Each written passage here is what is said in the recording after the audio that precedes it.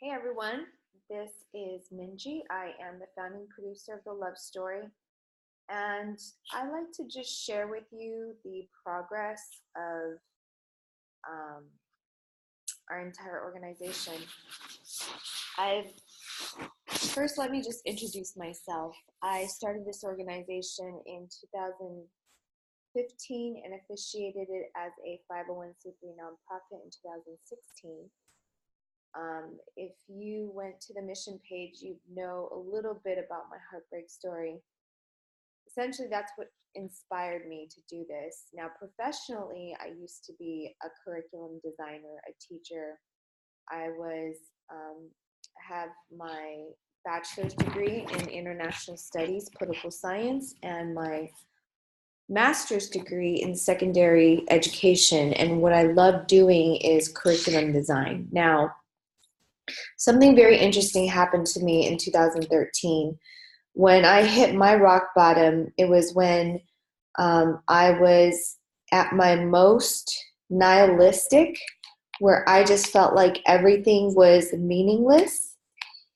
What was the point of falling in love when it hurts so bad? And what's the point of getting a job if I didn't feel any love post breakup? So, well, it was deeper than that, but I'll share it in a different story. But the point is, I didn't sleep for 3 days. I was on antidepressants. Apparently, I'm bipolar, but they didn't know that until I actually got hospitalized from that incident. So 3 days of not sleeping, I got really mad, angry at God. And I started hearing these voices that sounded like me but wasn't me.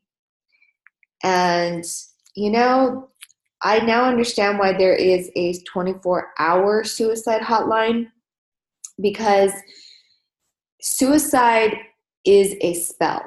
If you can imagine Sleeping Beauty with the spindle on her 11th hour, and the dark magic starts coming on strong, and she has this desire to prick her finger in the spindle, the needle of the spindle. Well, that's really how suicide works. From someone who's battled with this twice, I understand now that there is a voice that sounds like you, but isn't you. And it does sound a lot like you. So it's really hard to make the distinction between what's truly from you and what's a supernatural entity whispering in your ear. And this is how the dialogue went. Nobody loves you. They think you're irritating and annoying. You're actually very angry inside, but you walk around every day smiling with your tight mask on. You're a fraud. If you die, you'll do everyone a favor, and they'll just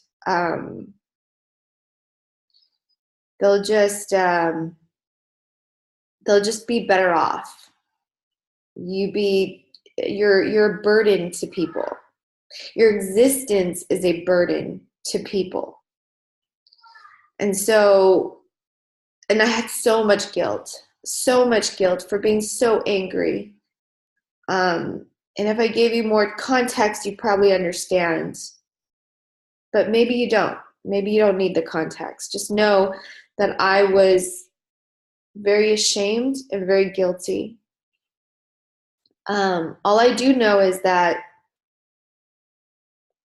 prior to when the spell got bad, when it became stronger, like I kind of knew it was going to happen. Like, when you're about to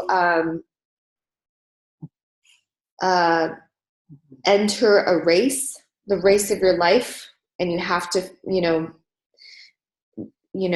run and win, or it's a life and death kind of race, right? You're gonna have to race, but you're preparing yourself, right? So that was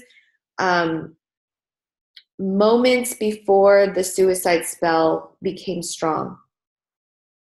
And what happened is that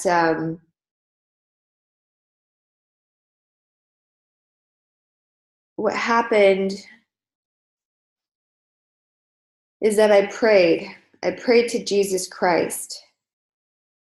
And because honestly, I was desperate. I felt bad that I don't believe him that much, even though I did go to church and he did help me when I was 16, when I was addicted to something, and he helped me curb that, and it worked. But I haven't been a devout, faithful follower of his. But I was in desperate need because I really thought that that demons would start manifesting on the third day of not sleeping. So, and I had a feeling that these demons were fucking with me. Excuse my French. And I completely prayed to Jesus and said, hey, I'm sorry we haven't talked in a while, but I really need your help right now. I'm scared and I would like your protection. And a few moments later, I got the idea of calling my friends. Even though it was 6 a.m. and I didn't want to bother anyone, I think it was 6 a.m. I called the first friend, and she's a friend and also a teacher at the time. So she picked up. I told her that I'm scared, but I also told her I loved her. She heard that something was wrong. And then the second person I called was my coworker at the place where I worked as a teacher. And again, I told her I loved her. I told her I don't know what's going to happen. And she was also scared for me, I think. I mean, I don't remember what the conversation was, to be quite frank. But I do remember that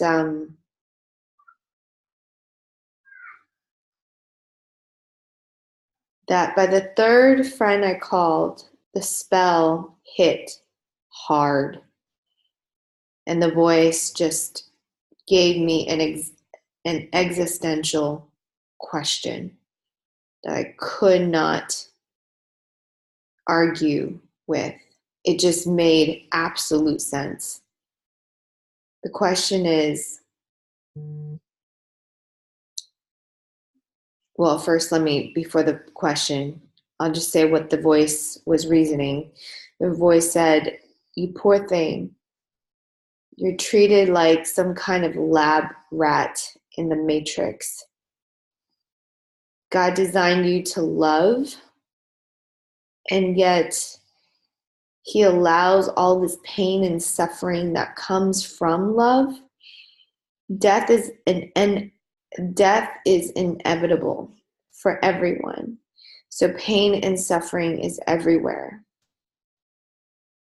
Why would he do that if he wasn't some sadist that just delighted in the pain and suffering of all of us? Don't you know you're trapped here? Don't you know that this reality is not the real reality? That this is a virtual simulation? I couldn't refute this argument because it's true. So I'm like, what's the point if this is a virtual simulation and we're all dying? That's the inevitability. And then the voice said, well, the only way you can set yourself free from this trap is to end your life. End your life like Jesus ended his life. Do you remember how courageous and loving Jesus is? That he was able to exit this matrix? Don't you want that for yourself? To be able to exit this matrix so other people can be inspired by your death? It was I'm telling you, this voice was very reasonable. And I thought, wow, yeah, it does make sense that if I die, then then I will be free of this constant, what is it, roller coaster in my mind, waves of happiness and sadness, all around. And loving someone and then thinking he's the one and then it not working and having to rebuild all over again just so it could be all thrown away later. Everything is going to change. Everything's going to change. So really, there's no point. There's no point in living. It almost seemed that the real living is going to happen beyond this life, right? And so it made sense. And I was really tempted to end my life. And then I had this strong deja vu. I was on my knees in the living room, and I had this strong deja vu that this has already happened to me before, like millions and millions of times. It seemed like a virtual simulation that just kept playing on reloop, as if it's almost like as if I had this AI cloud memory stored of all the people that's ever killed themselves this way and for this reason when I was on my knees in the living room. And gosh, and then I was there on my knees thinking,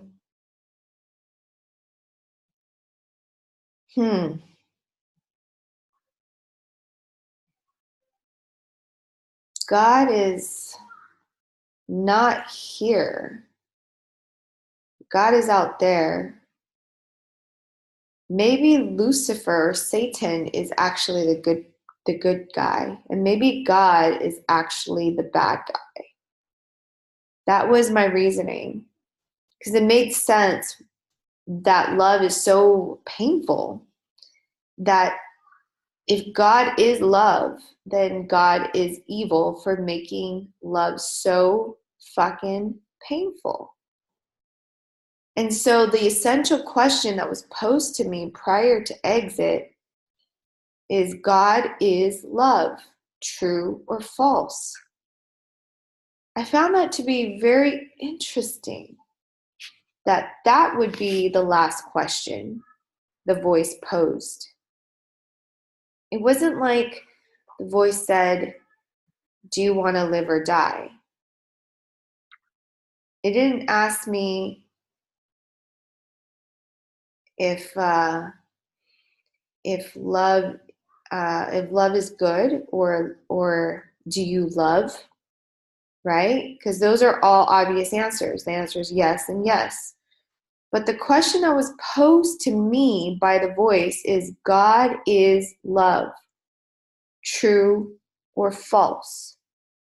And that was what I was grappling with. And while I was there on my knees trying to figure it out, I felt spiritual entities on both sides of the fence pulling me. It was as if if there was a tug of war and there's a referee in the middle, judging whether or not like team heavenly angels or team fallen angels were going to win this tug of war for my soul. Like, I was that referee. I was like in the middle of the rope, and they were all tugging for me. And the battle was fierce. And that's something I realized. It's that each individual life is so precious that heaven and hell will fight fiercely for your soul. fiercely, fiercely for your soul. And I felt it that day. I felt the fierce fighting. And I was on my knees.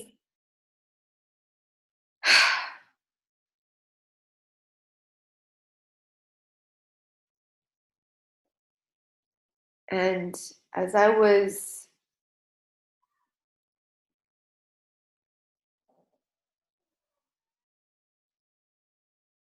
just felt so angry and hateful, bitter and broken, betrayed, dismissed, slandered.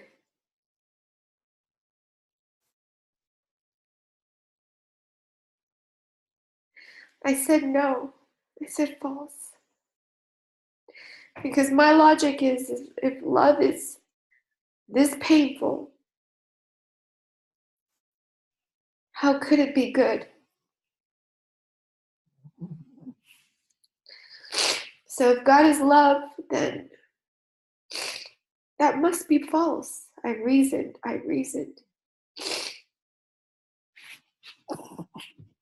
And when I said false,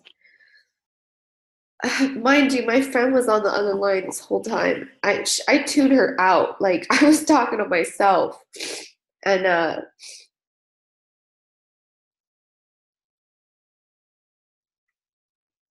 I just remember right after I said false, I dropped the phone and I was just gonna go right to the kitchen and just end my life right then and there. I was that determined. But right when I took one step, see, I was on my knees. And when I took one step towards the kitchen, one step, it was my right foot that first hit the floor because the kitchen was on my right. That's when the knock on the door came. I think it was at 7 a.m. by now. It's like a Friday. And my roommate happened to be home. He opens the door and cops just beeline it for me. They didn't ask me any questions. I didn't have anything on me. And they just grabbed me. And they wrestled me. And that was the oddest thing in the world. They didn't ask me if I was okay. They knew I was not okay. And they grabbed me to restrain me immediately. As if they knew that this was it. As if they knew. I was pissed. I was pissed because I'm like, I finally found the courage to leave. I finally found the courage to exit.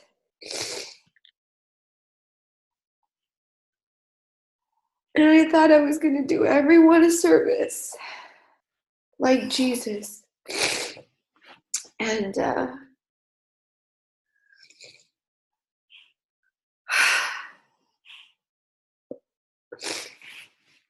the cops handcuffed me, restrained me, and I was put on a gurney.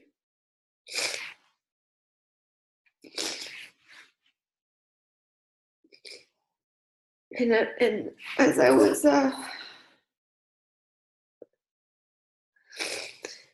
being gurneyed out, I just remember hearing, oh yeah, I remember.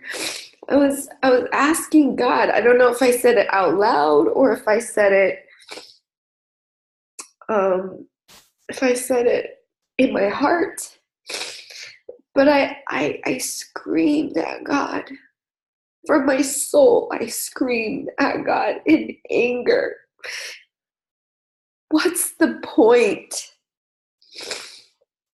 What's the point of all this? What's the point of life? What's the point of living? What's the point of existing? What's the fucking point? And then God, as I was being gurneyed down,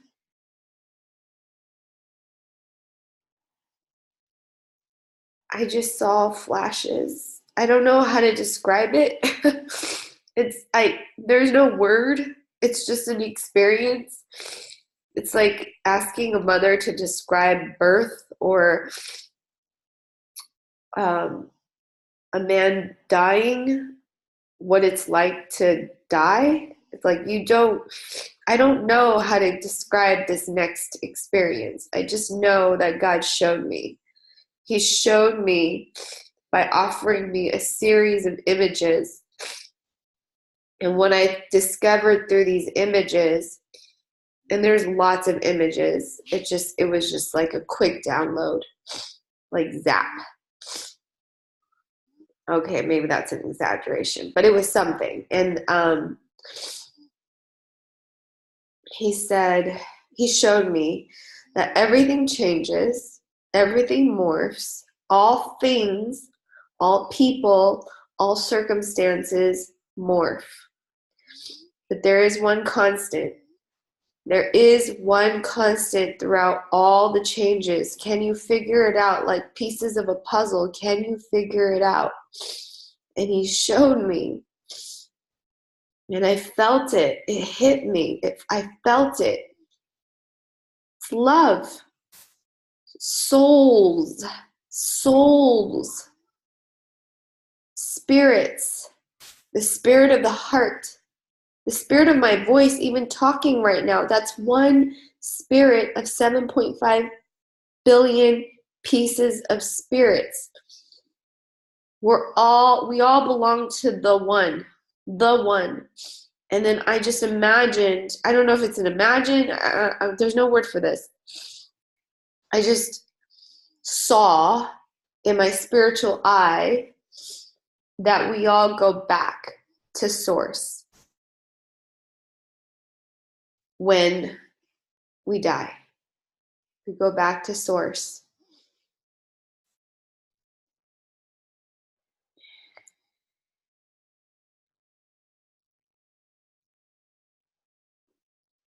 And what's interesting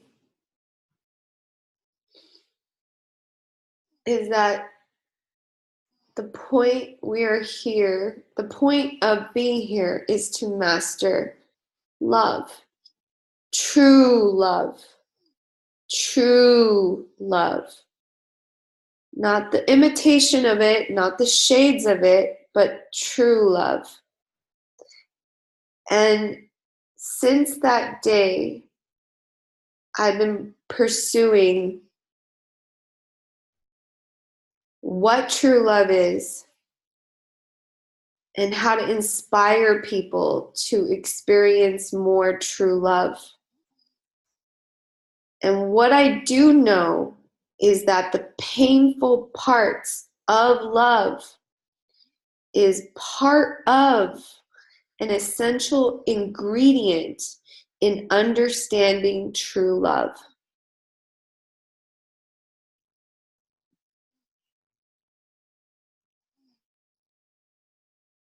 And so, why is love story, the word the love story, why is the love story connected to suicide prevention, connected to mental health, connected to suffering? Because that's all part of true love. Because when I lost what is essentially the love of my life,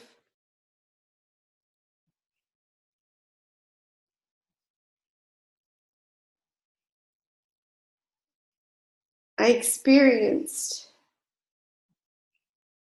the deep, deep chasm of pain and suffering from the loss of true love.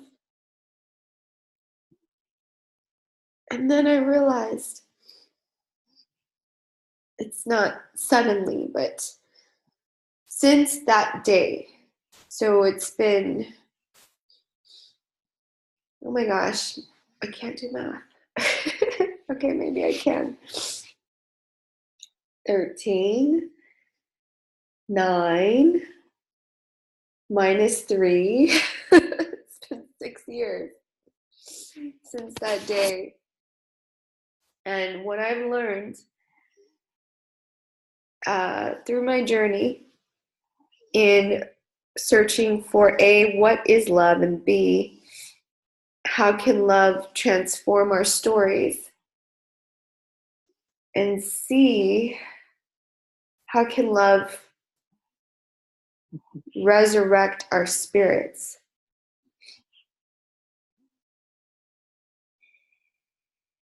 Since that day, I've discovered in real time, as of April 12th, 2019, I've discovered a way to experience true love, even when true love is seemingly absent.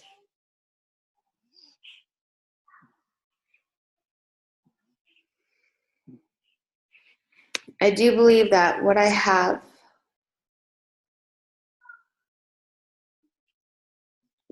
and I say it not as past tense, but as present perfect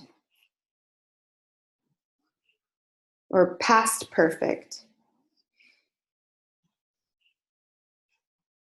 is that what I do have is a kind of true love that lasts forever in my heart, my spiritual heart, not my carnal heart, but my spiritual heart.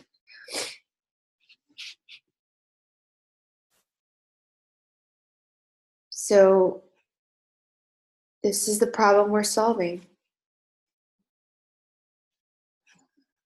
Whew.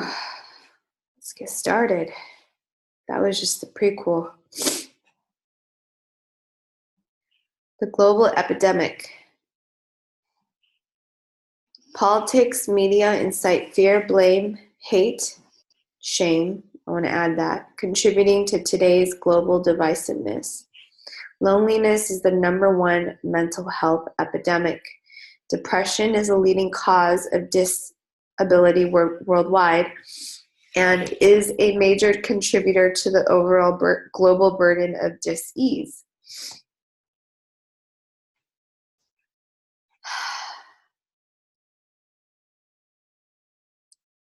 A global movement of journalism. You're not alone. Like Michael Jackson's "You Are Not Alone." Should have sounded falsetto. You are not alone. I am here with you. And then you are perfect in your imperfections, like all of me. Discover your inner artist, as in shares, do you believe in love after love?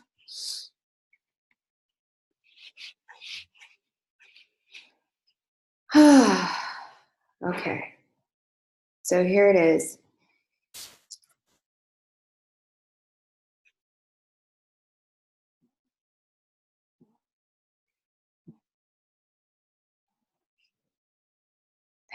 So that's the problem. How do we actually find the solution? Well, that's been my journey for a while. At first, I thought it was all in the flash. What I mean by the flash is like, oh, we have the AR component. We have artists that are sharing, and it's deep, and you could use blockchain, and there I am, right back at where I'm missing the whole point of things. I discovered that love is defined in 1 Corinthians 13. And in my journey, I even though I found the definition in 113, I still caught myself slipping, falling from that perfect definition. You know, every time I'm jealous, angry, bitter, and I walk in doubt and fear, I'm like, oh my God, I'm so not qualified to do this. How can I be a leader of a company called The Love Story when I don't even have love? When I have all my shadows, you know, all those fear-based thinking. It's hard for me to get close still with any one person, because there's a part of me that thinks, man, I never want to ever feel that way again, where I'm just at that rock bottom, hurting so badly I wanted to kill myself. And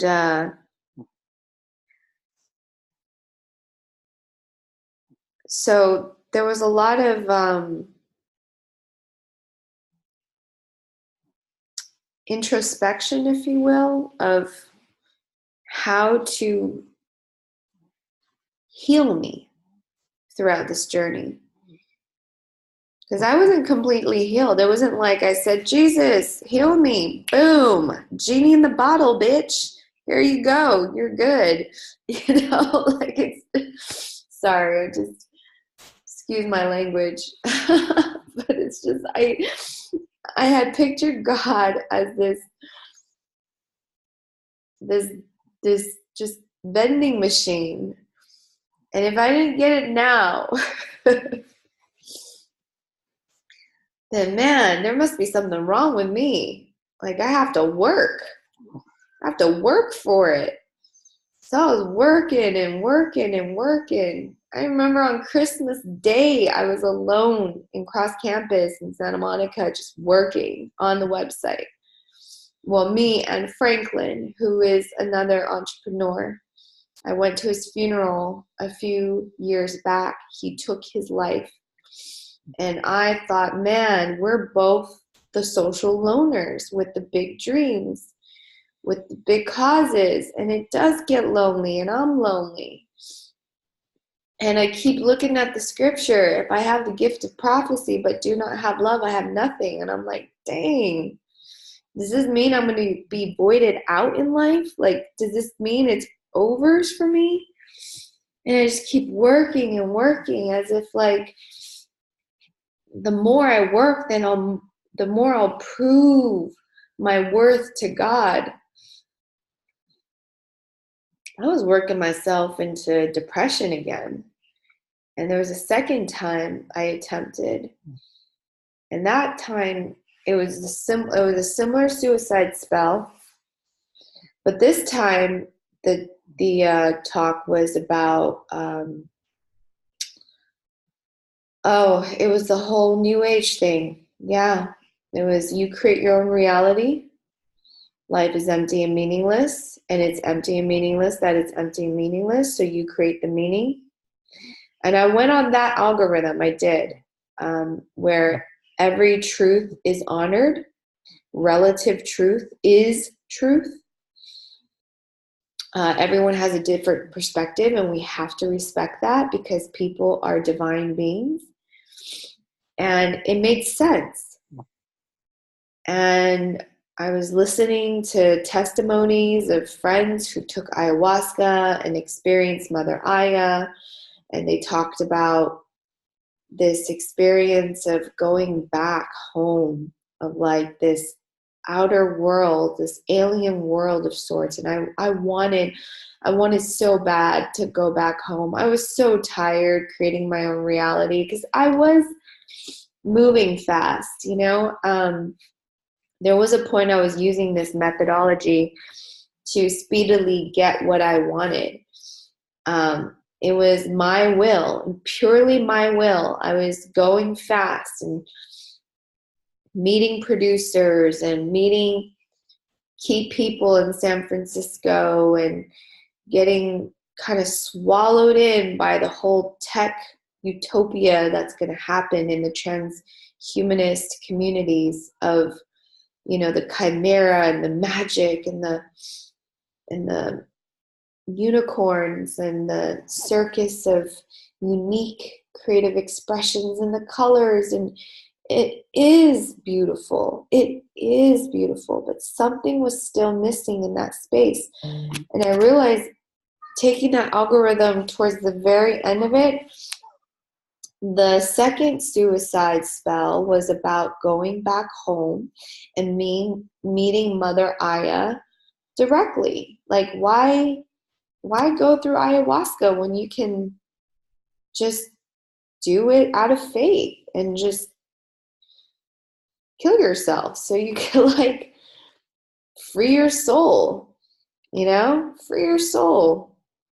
And that was my second suicide attempt. But again, I prayed to Jesus prior to. I read the book of Revelations during that time because while this was haunting me, oh no, I'm conflating it with another psychosis. Anyway, so what was I going to say? Sorry, it's just, it is relevant to this, by the way. And so what I realized is that the algorithm of empty and meaningless is still false. Just like God is love is true, life is empty and meaningless is false. And the way I got there, revelation was twofold. My friend Franklin had taken his life, but the context by which he took his life was also in that space of empty and meaningless. And I remember during his eulogy, one of the people in the whole transformation camp talked about Death of a Salesperson, or the book Death of a Salesman. And I realized that the whole revealing of that book is it's empty and meaningless. And that kind of nihilism of like, the world is just on your shoulder. This is it. Like this, as in like this reality is it. It's false. This reality is not it. I knew that from a personal encounter I had. Now other people can say, oh, you know, you're just crazy.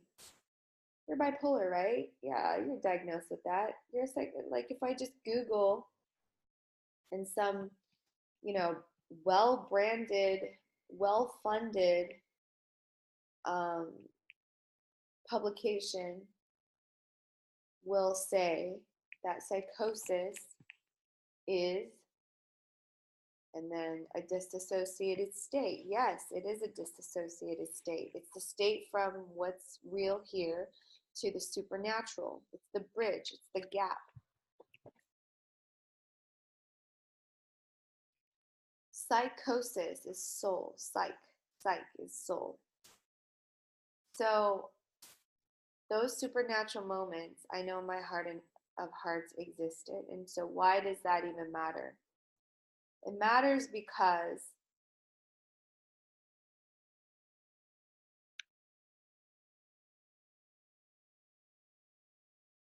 this is the truth.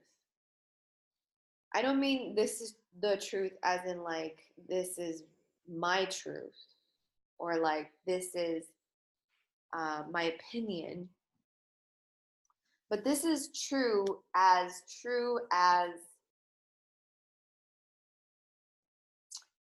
love itself. And you're like, well, what is love? You've experienced it in your own way. It shifts, it shape shifts for everyone. The experience is highly unique. So when it's there, you know it's there. Just like when the sun is there, you know the sun is there, right? When there's fire, there's fire. You touch it, you get burned. And every other person who tried touching fire gets burned. It's just that true. And so, God is love, true. That came from my first psychosis. It was the voice that sounded like me questioned. That was the essential question prior to me biting, as in like biting to die. And I picked false during that time, but this time it's true. And not even this time, but every time, because it's the truth. God is love. And when it's there, you feel it. When it's not, you don't. We've all experienced it at one point or another. Number 2, love is defined in 1 Corinthians 13. Now, this was the second attempt on my life. This was something I discovered. It was another spiritual struggle, right? And how I came to that again was I had to look at what it's not. I had to look at the variations of its imitation to know what it's not. And then the variations, what it is. I will just say right now, just put it all out there. As long as you're a human being, you have love. It doesn't matter what label you place yourself, what religion that you say you espouse to.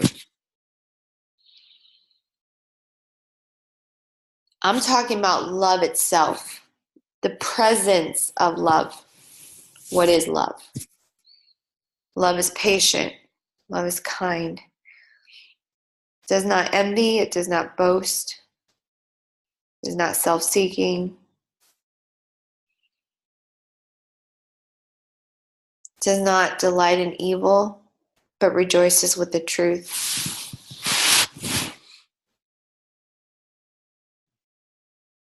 It believes all things, hopes all things, endures all things.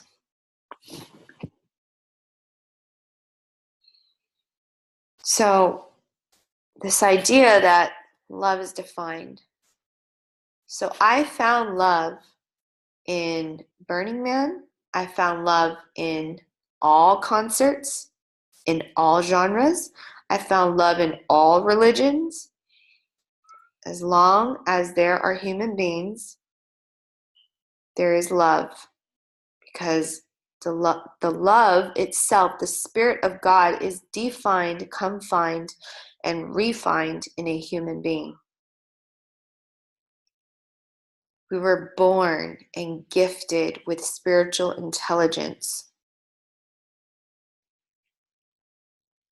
And so what I'm saying here is God is love and love is defined. So God is defined. It's just a simple geometric logic. God is love, love is defined, God is defined in 1 Corinthians 13. And as I went down that rabbit hole, my recent trip to Auschwitz in Poland, I was there. And again, you could call this mania, manic, whatever it was. I felt the presence of spirits.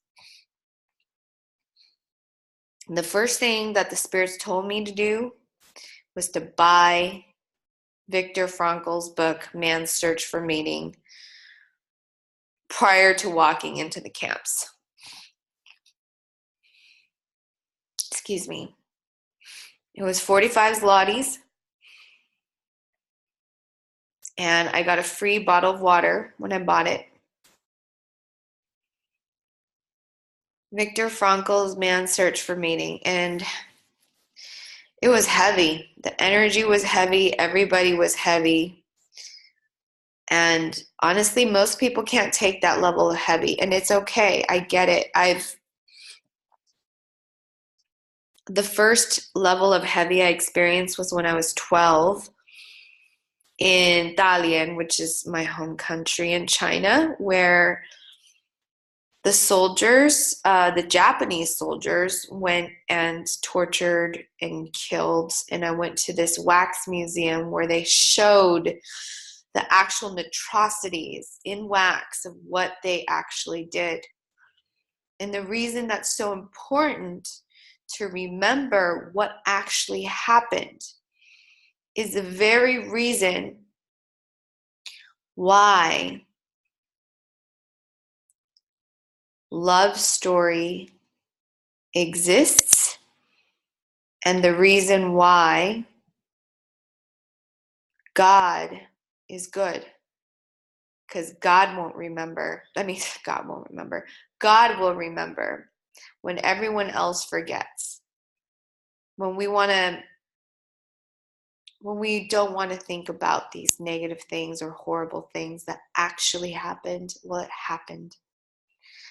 And one of the things I'm beginning to understand in my journaling experience, so I interviewed, artists for the past 3-4 years, and I'm finally at a point where I could settle down and start journaling from the interviews and learning how to process my grief. And so part of that processing is actually writing about it to validate the experience itself as a witness to what actually happened. And every single experience is nuanced. Just like my experience in Dalian and the little 12-year-old girl in me that went through that experience, I still remember vividly. And this is going to be a little grotesque. So just telling you right now, so you can turn this off if you don't want to hear it. I remember a wax figure of a mom with her belly split open and the fetus coming out and guts spilling down. I couldn't believe that it was that vivid, but it's what actually happened, you see? So whoever built that wax museum, shaped, molded the wax, could have been someone personally affected by it. And just the shaping and building and molding of that figure was most likely cathartic. For me, it was traumatic seeing it. But at the same time, I have to understand what actually happened in that space, that physical space of what took place. So I can remember how to apply it in my present moment. Now, going back to Viktor Frankl and what happened at Auschwitz, I remember the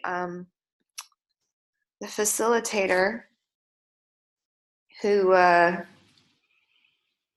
was doing the tour with the group. We all had these headphones, and everyone's silent, by the way, because we all got headphones as part of what you're given prior to going inside this the camp. And depending on who your tour guide's about, 13 to 19 people per group, and then a tour guide. And then on Bluetooth, he speaks into a microphone, and then you are on your headset and you can hear his voice only. And there's dozens upon dozens of tour guides there. So I'm in there, and I have the book by now, and I'm listening to him. We're walking through the actual physical place where torture has happened, where people were starving, people were beaten up, people were being called horrible names, people were abused, beaten in the name of good or in the name of God or the name of, whatever. I'm reading Viktor Frankl at the very preface of the book. And the priest, Harold S. Kushner, I think he's a rabbi. He says that this book is actually a religious book. It's a profoundly religious book because at the end of the day, of all this horrid experience that Viktor Frankl himself had experienced on the very grounds that I was walking through, he says that there is meaning.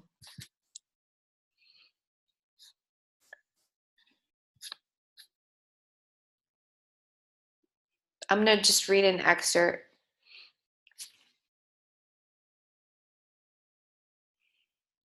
I mean, in my life, I just want to give you context first, right? If I were put in a camp and told to move rocks around, heavy rocks every day back and forth, and it doesn't produce anything, it's just for the fuck of it, just to make my life completely, seemingly meaningless. And I know I have all this talent and gift. I mean, not to toot my own horn, but I'm a smart girl. I'm a designer. I'm a deep thinker. I'm a writer. I know how to build websites, apparently. I know how to articulate. I know how to edit videos. Like, just all of what my potential is right now being manifested because I was intervened in 2013 and again in 2015.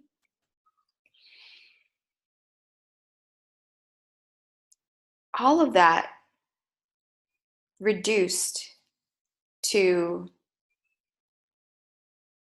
carrying heavy rocks every day from one corner of the room to another corner of the room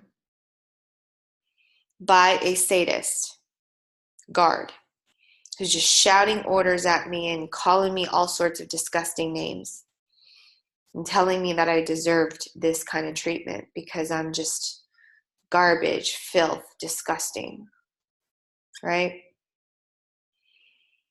Even in that context, there is meaning. And this is the critical missing piece that I came to Europe to discover. Love is sovereign. What does that mean? It means that love is still present in the absence of love. Let me go back. Let me break it down.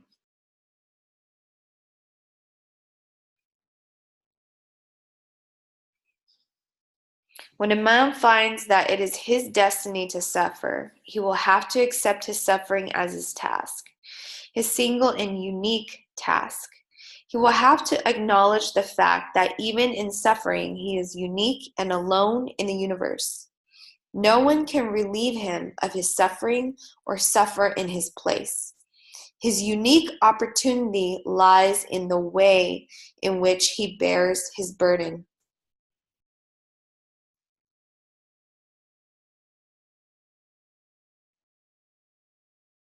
It's unique.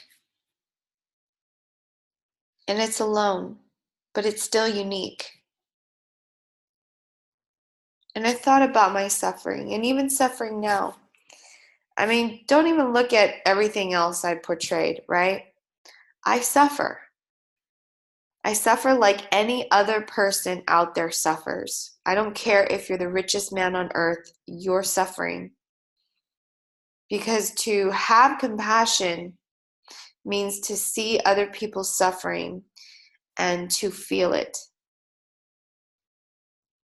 And that could be its own way of suffering. I will say that there came a time where I cried almost every day. And it wasn't even just crying over my breakup. That's very not superficial, but that's very surface.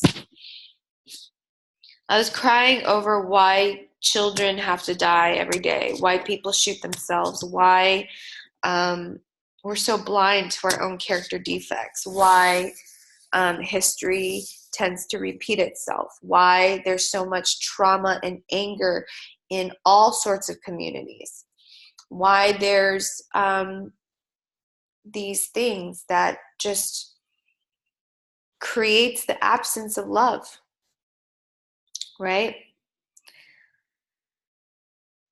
And then to be told that I'm depressed and then I'm bipolar for even thinking this way in the first place. Just be happy, people say. Well, what if I don't want to be happy? Because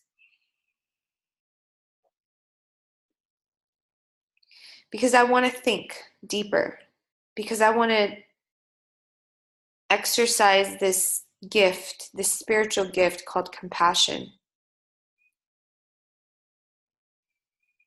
Every single situation is distinguished by its uniqueness.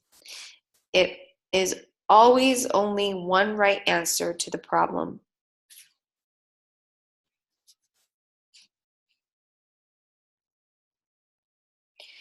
This uniqueness and singleness, which distinguishes each individual and gives a meaning to his existence, has a bearing on creative work as much as it does on human love.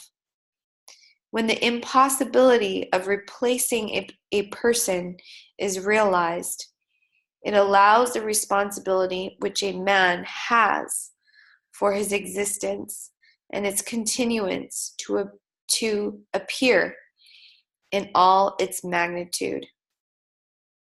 Amen. So, I just want to share from a real personal space why this is true. See, initially, when my husband and partner wanted to leave because I couldn't get my act together at the time that I needed to, there was a part of me that thought, well, I'm still young. I'm 20, I think it was 26 or 27 at the time, maybe 29. Can't do math. And I thought, I could just remarry. I could just be with someone else. I'm attractive. I'm young. I'm smart. I can find someone else. And so, along this entire journey of the love story, I was in a rush to find the man of my dreams. The man that could give me the same kind of depth that I experienced with my ex-husband. And I did rush to almost get married 11 months after my divorce. I still remember this. I wanted to travel with my ex-husband. And so this poor guy, I would drag him everywhere. Like, I want to go here, I want to go there. And he just went with me. He was a very good guy. I even wanted to go to China so he could meet my relatives, because when my husband at the time, when I wanted to go to China towards the last year of our marriage, he wasn't there. And it was the last time I was able to, it was the last time I saw my grandmother. And so I brought this guy with me to China. And while there, I remember just looking at him and like looking at me like, this is so wrong. There's something super off about this. Like, this is off. This is not what I thought I could just replace my ex-husband. I seriously thought I could do that. Here it is. When the impossibility of replacing a person is realized.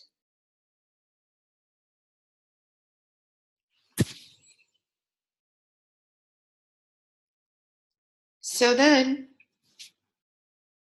I began to understand that I'm also irreplaceable.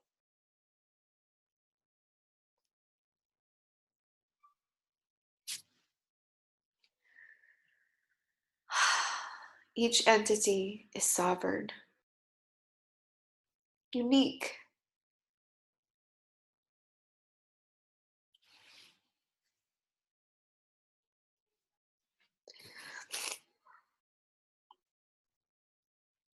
There is only one me in this entire universe. There is only one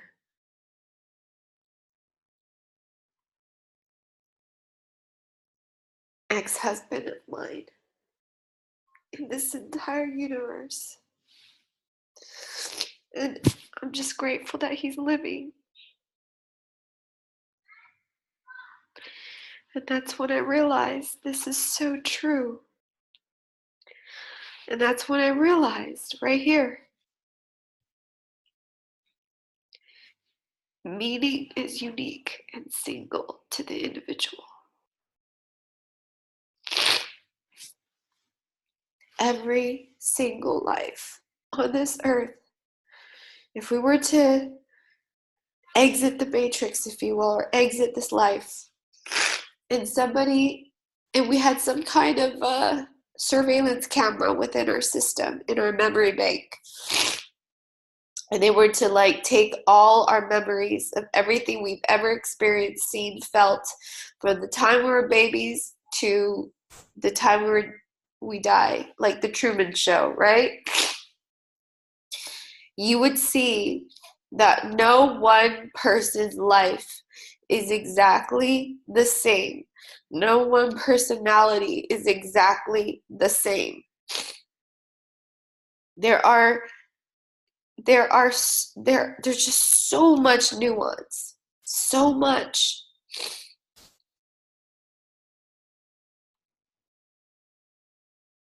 That you cannot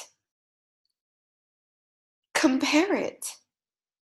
There is no better than in that context. There's just one very precious, unique being.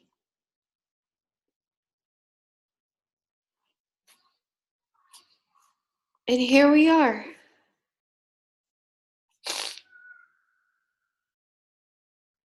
And when someone tries to, and here's the thing, this is something I learned about the Nazi camps. And what started the whole idea, I really put myself in the shoes of the perpetrator, as advised by Dr. Jordan Peterson. I was there at Auschwitz with Viktor Frankl's book on my right hand and a phone to take pictures on my left hand. Or maybe it was the other way around. And I stopped at this room. It was a SS room. It was the cleanest room in there. And I thought, I mean, all this is encased in glass, right? It's all encased in glass. So you can't actually go inside to where they went to the bathroom or they slept. It was encased in glass. And I just remember this is a freaking horror show. And the room with the SS, that room is the most horrid of the horror shows. because they're the ones under the freaking spell. I mean, think about it. If I were the Nazi during that time, I have to wake up every morning with the smell of death, flesh, burning flesh, and putrid dysentery, and people crying and dying. And I'm still so right about my ideology, about how I'm saving the world from vermin. I'm so stuck on my rightness during that time that, I had to dehumanize them so that I can continue on committing crime against another kindred soul. I can watch myself beat another human being, kill children and women, and tell myself they're guilty so I could feel less guilty. But the truth is self-evident. The guilt will build up within your soul whether or not you actually feel guilty. You can numb it. That's called apathy. They had to numb it. And then I still remember they had the showers. They installed the showers. So what happened with the Nazis is they actually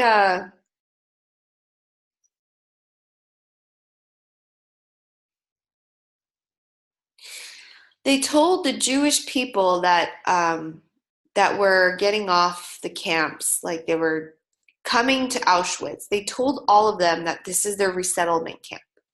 And honestly, looking at where this building is, it looked like a resettlement camp. So everyone was pretty, what's it called? Pretty calm. Nobody told them that this was an extermination camp. They just, it was quiet. Nobody could talk because if people talked, then the secret might get out, the dirty, ugly secret. They even installed showers. And here's the crazy part. The Nazis installed the showers thinking they're tricking the Jewish people and all the prisoners that they were going to take a shower. And that's when, like towards the 11th hour, that's when they find out that no, it's not a shower, you're actually being gassed to death.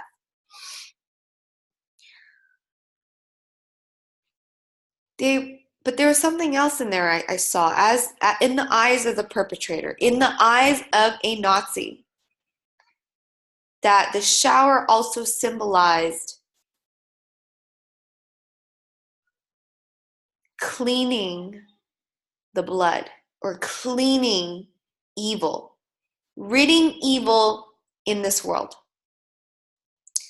And they clearly saw evil by the way they hired the capos, which were the prison inmates.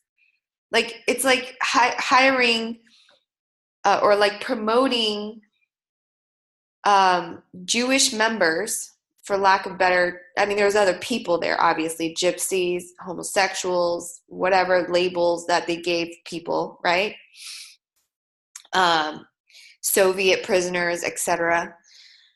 They would just find the people that were willing to betray their own conscience and promote them to be the ones that get special privileges, they get fed more, they get cigarettes and alcohol, and they don't die yet. If they disobey, they could get demoted and die, right? But those are the people, the capos, who betray their own conscience and then kill their own people or helped their own, bring the bodies back and forth. But here's the most evil part of this thing is that if I were the perpetrator, I would actually look at the capos, and become so self-righteous that what I'm doing is actually right. Because just by observing how they betray their own people, I can see they're worthy of dying. They're worthy of dying because I've set up the system of them dying,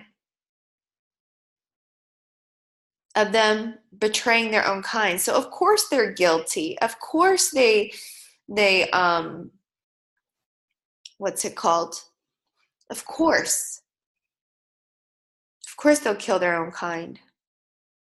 Because why not? They're evil. But what they fail to recognize is that they're just as evil for setting up the system in the first place. It's like, because they're so determined that the other is evil, that they've subconsciously set up the system for their suspicions to be coming true. They created out of fear. And this could be anyone. That's the crazy part. It could be anyone. It's like it's the same playbook with different costumes and different actors. It's like how many Batman movies are there? It's, and how many actors have played Batman and how many actors have played Joker? But it's the same characters. It's the same script. It's the same story. Just different actors in different costumes. And so that got me thinking. So now I know that playbook, the absence, I call this the absence of love playbook. What is the reverse of the curse? Okay, so let me first define what is actually evil, all right?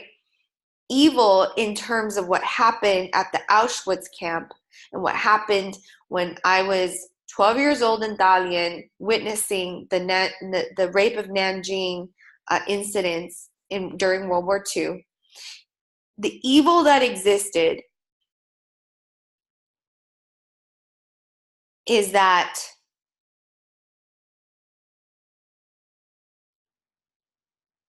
the perpetrators secretly felt a gap in self-worth.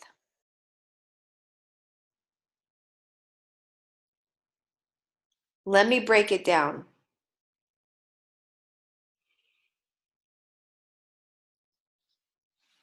Let me see if I can find it. I don't know if it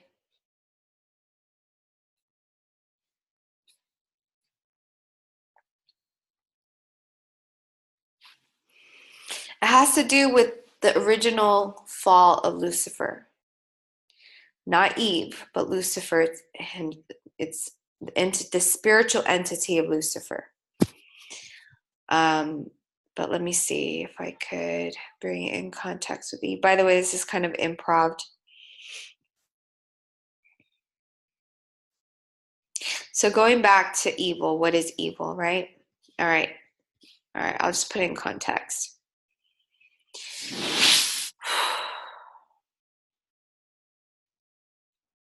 Let's take a being, a spirit being. Let's just say in the context of Nazi Germany, it's Viktor Frankl here, okay? This is Viktor Frankl. And he is made in God's image. He is love. Love is sovereign. He's very unique. His gene expressions express very uniquely. There is only one Viktor Frankl in this entire world that will ever exist, with all his nuances and circumstances and the way he reacts. This is him. All right? Now, I'm the perpetrator. I'm observing the tree right now. I'm observing. Okay, so this is the eye. This is my eye. This is my eye. I have the eye of judgment. I can see good and I can see evil because I am the offspring of Adam and Eve who bit from the fruit of judgment and now, like God, knows good and evil reasoning behind each act. Okay? So, from my experience of World War I, I understood that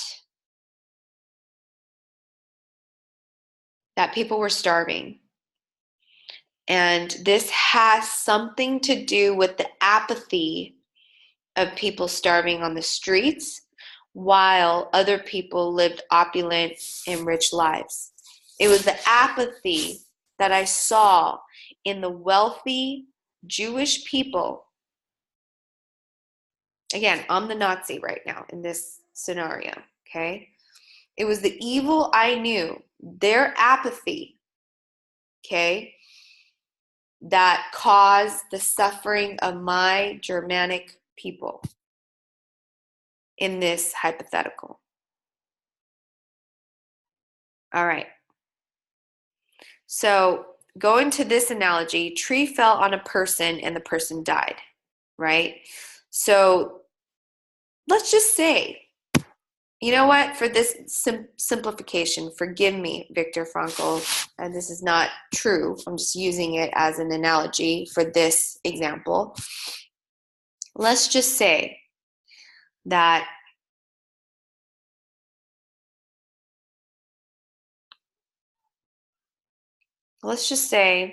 it was Viktor Frankl's wealthy family that somehow down the lineage, like maybe it's his sister, maybe it's his mother, his cousin, whoever it was, during World War I, they lived in a nice house, they have a great profession, and they were walking down the street, and one of my uncles was hungry and begging for food.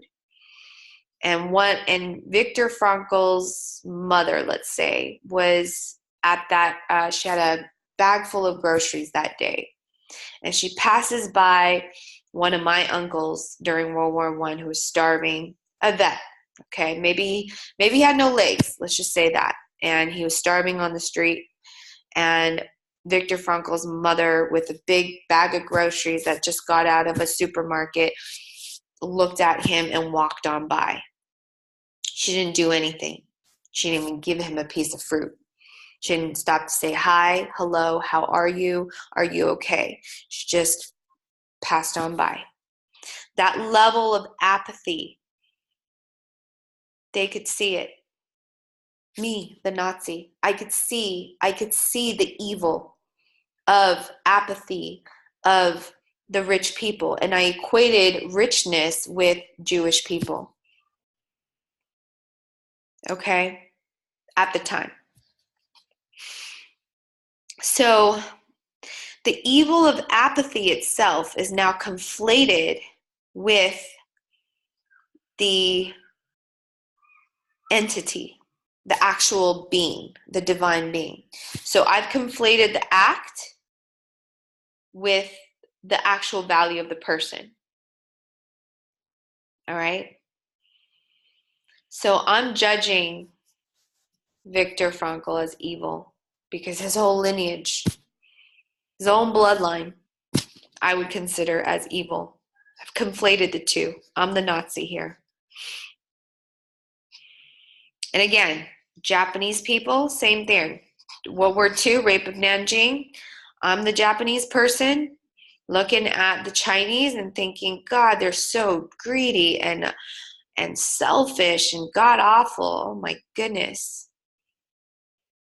I've conflated the act of apathy to the actual person. It might not even be the same person, but it doesn't matter. I've conflated everything. I've simplified things for myself. But see, here's the thing about evil. Evil, if you see good and evil, but you focus on just the evil, the thing builds. It builds up. It builds up. It builds up so that the act becomes,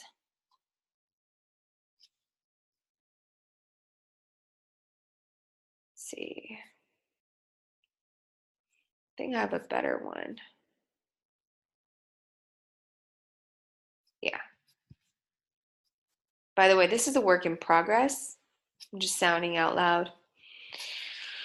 So you take the evil here and then you conflate it. See, the head, the crown of this tree is now conflated here as the position, the bottom, the root, love. So the root, the being is rooted in love. Every being, every human being is rooted in love, period. Okay? I don't care what you believe in and what you've done, you're rooted in love. You're a divine human being. You're rooted in love here. Okay? Now it gets projected inversely. All right? What do I mean by that? It means that when I realize that this person is evil, and his real evil is apathy, and I hate this person for being apathetic, then what I do is I'm over here, and then I assume the evil. I hide it in the hidden shadows. This is the id. This is Freud's id, the subconscious. The thing that you locked away, the suppressed shadows, the things that you have not been willing to say. I've been acting, me, the Nazi, have been acting, a German citizen, like a good person in the order of my culture and my society. I've been acting good. Okay? I see the apathy of the other. I know it's evil. And it is evil. It's not like it's not evil. It's evil. But what happened was I took that and started hiding it, hating it, and it started festering here while I was still pretending like everything's all good, right? And I'm not dealing with the shadow. I'm not dealing with the anger and I hate I see of all the apathetic things that are happening. And what happens is I'm hiding that. And by the way, this tree is me, the Nazi. Okay, this is no longer Viktor Frankl. This little tree here is the image. Okay, this is now mine. I've hidden the evil act right here to the root. The root of my hate is coming from seeing the act and knowing it's evil, and it's right here. Then I look at the root of love. So what is good about, let's say, the Jewish people back in World War I? All right, let's see. Viktor Frankl's case, he was personally a dedicated family member. He cared about his mom and dad. He is a family man. He has his own profession and his own position in life. He worships God. He sings songs, right? He has his faith. He's rooted in love. That's the good. Okay? So what I do is I see the good and evil act, right? And then what I do is I take, this is my vision here, I take it through the filter here. Okay, the good is in white. Do you see this filter here? This cornea? The first film, I don't know what that is called. I used to be a biology teacher, but I forgot all my, forgot the details. Anyway, this is the cornea, let's just say, okay? This is the good, all right? Now, I assume the good. It's my rooted good. I can see that good. But I could also see the act. That's evil. I judged it. Evil. I have good, I have evil. I'm the Nazi.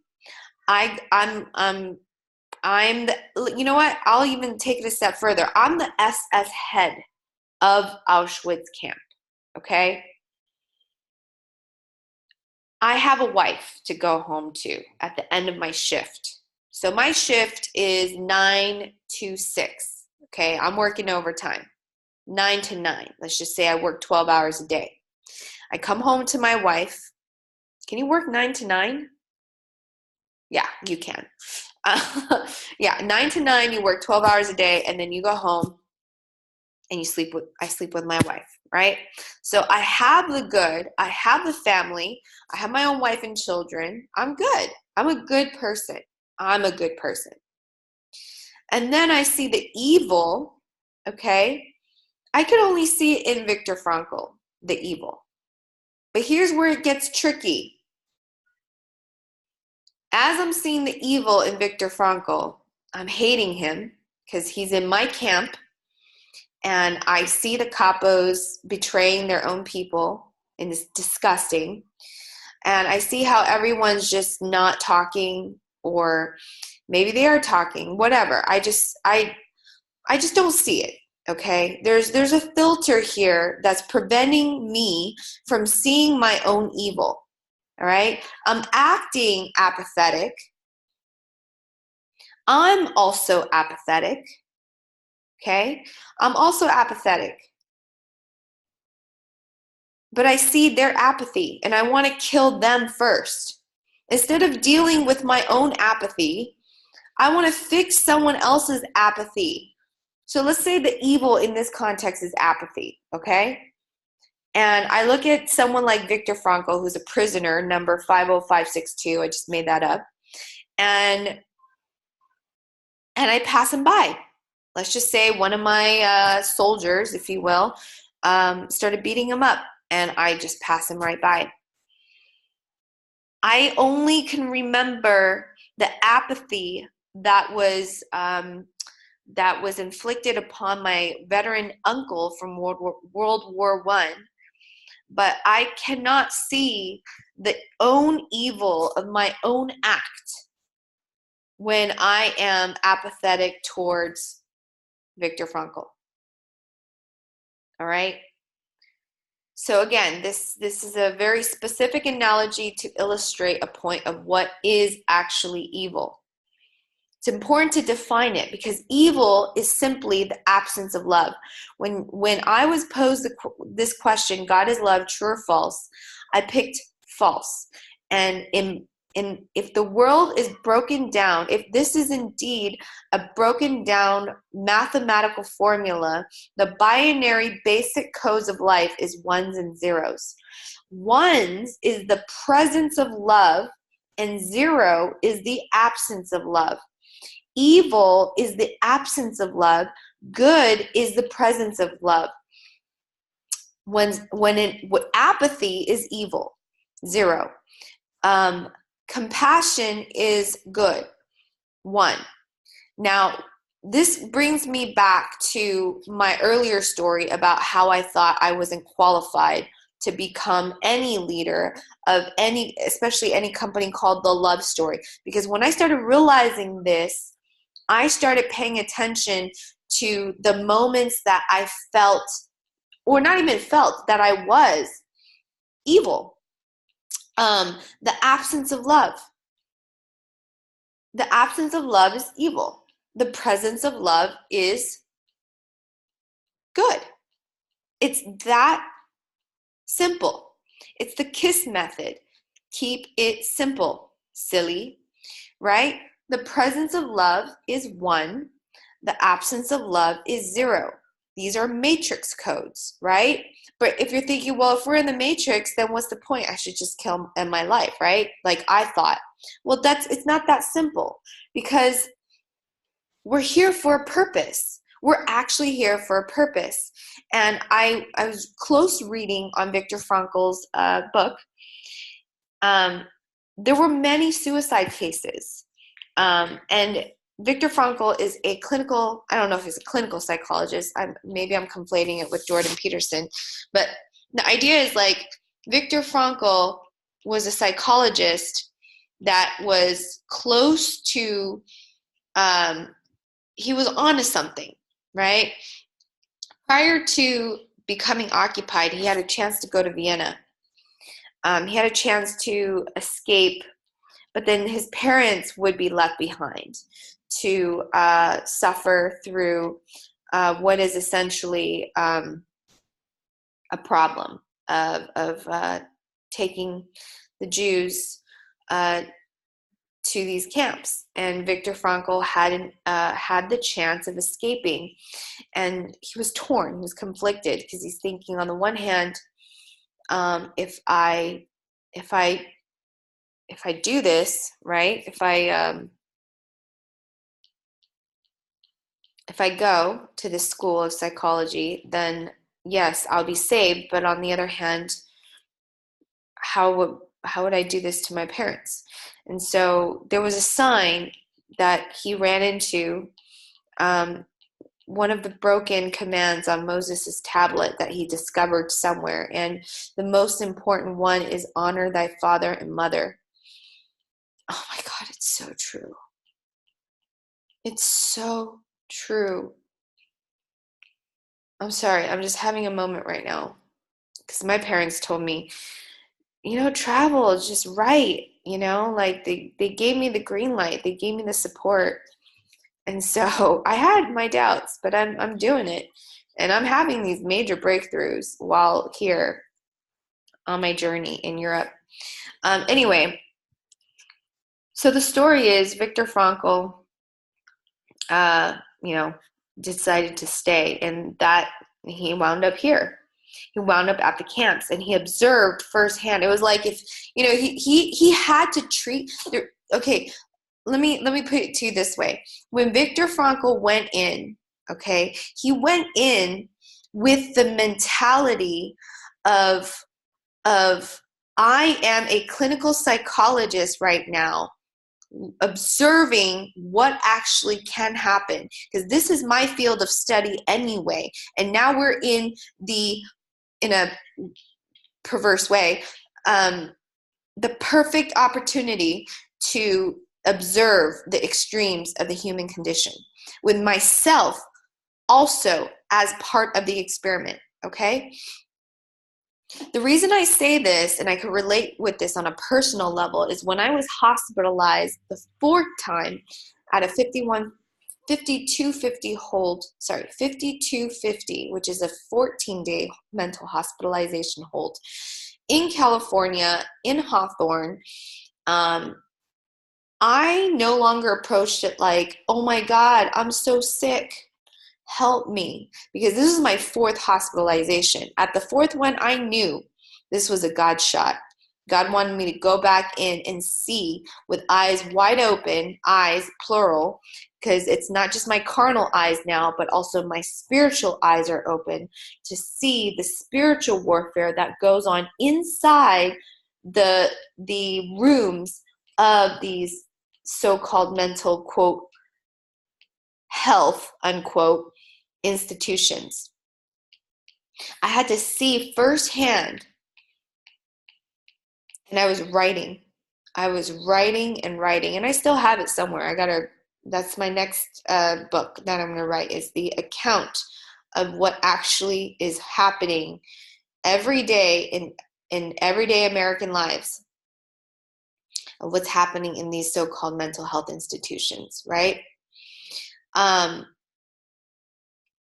No aim, no purpose, therefore no point. So the suicide cases right here: no aim, no purpose, and therefore no point. No aim, no purpose creates no life.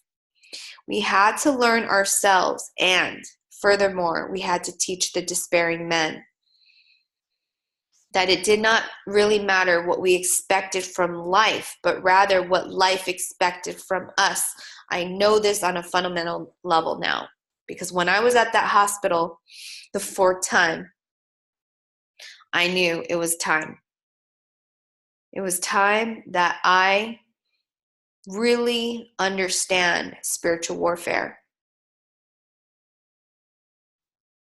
And Viktor Frankl, I can't speak for him because I'm not him, but based on my personal experience in Okay, so let me just break it down further. When I was in the hospital, I saw a woman, a black girl, who was singing and speaking spoken word poetry. She's beautiful. And they would not let her out. She didn't have a home. Her boyfriend was abusive, which is probably why she didn't have a home, because she couldn't go back home. I think he committed her. And I just remember the way she was being treated by the people that were wearing white uniforms. She was speaking in rhythm and rhymes, like spoken word poetry. And incidentally, the month or two, or maybe even like a year, I got to get my timeline together, but I co-produced a spoken word event. It was majority African American, and it was beautiful. People were speaking their truth, to just go through the pain. And I remember her going through the pain and just speaking in spoken word. And when she was singing that song, people were the nurses were giving her medication and isolating her because they wanted everybody to be quiet. I mean, there were moments where we could talk in the day room, but in the hallway, nobody, it's like whispers. And they weren't evil. Like the nurses, and well, let me say it to you this way: we're all evil, okay? We're all evil. But they weren't aware that what they were doing, or maybe they were and just didn't know how to deal with it. Like I didn't know as a teacher how to deal with a broken education system. I was just part of the system, right? um, they didn't realize that what we needed the most for empathy, what we needed the most for our mental health is empathy. But instead, what I experienced was they treated us like we were 12-year-olds. And then they had us in a room. They just, every like appointed time, it was very scheduled. Um, you would be given um, some kind of food. Yeah, you would be given some kind of food. And of course, myself entitled, I knew how to play the game. So I was like, I want vegan food because I don't eat meat and I have special dietary restrictions. And of course, they respected that. So I got all the healthy food because I knew that the crappy food was actually going to make my mental health worse, because I know how important food is to our mental health. So I would not eat all the high. Anyway, so oh my God, I'm sorry. Sorry, I'm like going astray here. But this is a personal experience that I'm like, whoa, this is actually true. Um, we needed to stop asking about the meaning of life and instead to think of ourselves as those who are being questioned by life daily and hourly. So Viktor Frankl had to look at the crazy system that they were all put under. Like, it's a crazy system, honestly. The Nazis didn't want to be there. The capos didn't want to be capos. The victims did not want to be victims.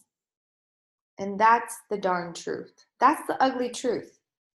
Nobody wanted that scenario except for the few sadists. But everybody was operating on this.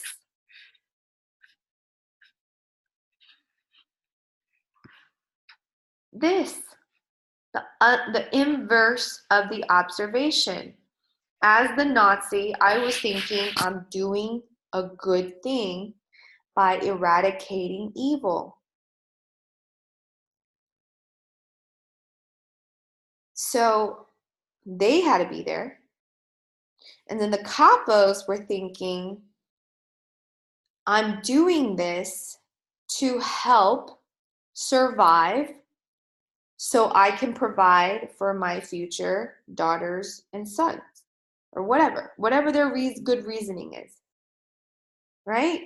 Just like when I was at the mental health hospital, the nurses there truly thought that they were containing crazy people and curing crazy people by giving them medication that essentially numbs them and chemically stuns our bodies. It's a chemical castration of the body and the mind, right? So life ultimately means taking the responsibility to find the right answer to its problems and to fulfill the tasks which it constantly sets for each individual. No aim, no purpose creates no life. All right. This goes back to the third truth. Love is sovereign. What does that mean, love is sovereign? It means love has divine act, divine matter, and divine will. Let's break it down. Love is sovereign means, let's do this. Divine act creates good and bad results, but it's not solely let me say it again. Let's start here. Divine matter. Divine matter creates blessings and curses. Blessings, 1, presence of love. Curses, 0, absence of love. Divine will chooses love and its absence.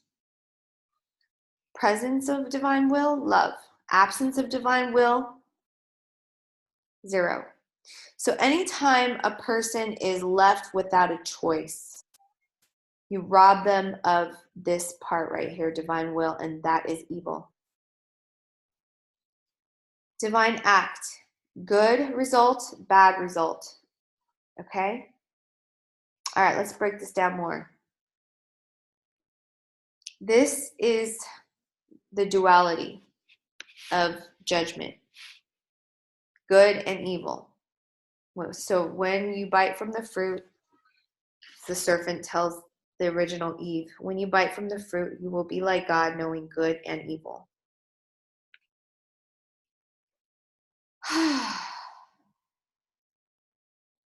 Divine word creates, anytime it's a lie, then a lie is simply not the truth, okay?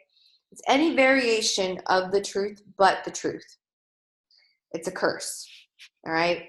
So a lie is a curse. A lie is a curse because when you create a lie, you're acting, and you believe in this lie as the truth, you're acting out a life lie. And when that happens, it creates a series of circumstances called bad results or bad things happening. Now, in drama, those are called inciting incidents or conflict, okay? Because one is willing on one life lie and the other is willing on another life lie. Maybe it's the truth. Maybe one of them is acting on the truth and the other one is acting on the life lie. Whatever it is, when two opposing wills happen, it creates conflict, right? But essentially, okay, I think I'm jumping a little too ahead. Let me go back a little bit. Divine word chooses love or the absence of love. When you create curses, you create life lies. And life lies create bad results. And bad results over time creates death. Physical death, spiritual death, death. Anyway, it draws near to zero.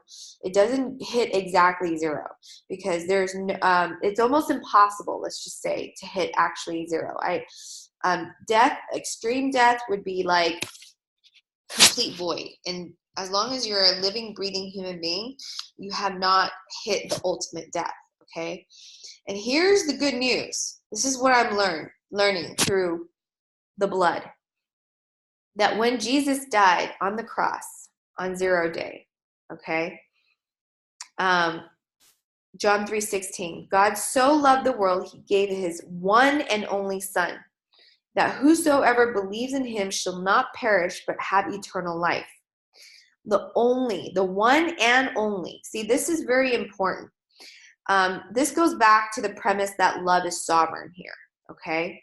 Love is sovereign means love is unique. There is no exact copy of that same individual, okay? He gave his only son, his one and only son, himself, the original copy, one and only, right? All right, why is that important here? Because he walked a perfect definition of love and died and chose divine will to trade his love for all the absences of all the zeros that are all out there in the matrix, all possible zeros. His one covers all zeros. His, as in divine, as in the one God, as in the one original copy of God, chose to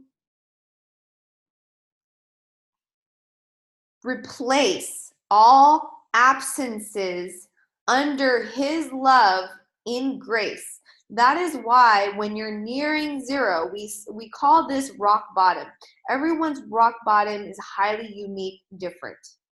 Okay? And all the circumstances that led up to that rock bottom is highly unique and different. Nearing zero, God meets you at, I would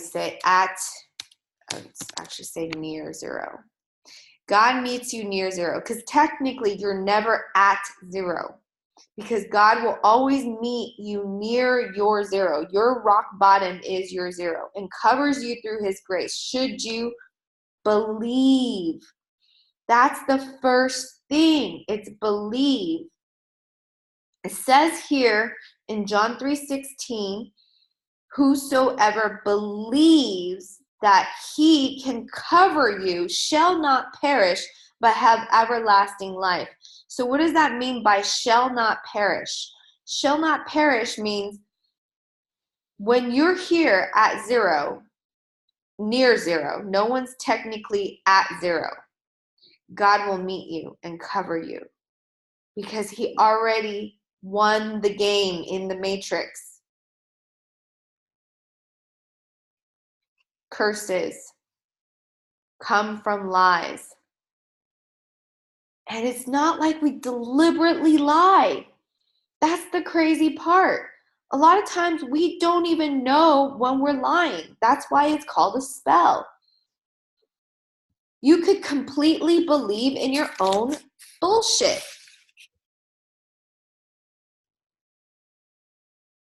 Yeah. And that's where this is a very fascinating realm of spiritual warfare here within the heart, within your own soul. So right here where it says zero, near zero, let's go back. The serpent's curse and Eve's original fruit. Oh, you know what? I'm going to wait for later for that. I can't do that right now. I'm going to have to just go back to this reference, okay? So the evil, you see this little line here? Now, I don't know what this is called. Again, I haven't been a biology teacher in a long time. But this right here is the grace. This is the blood. It covers your evil. It covers their evil.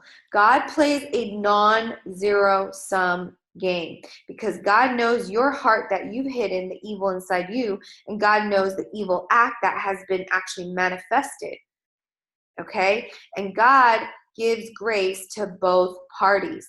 Forgive and you shall be forgiven. Forgive and you shall be forgiven. Forgive and you shall be forgiven. That's how it works.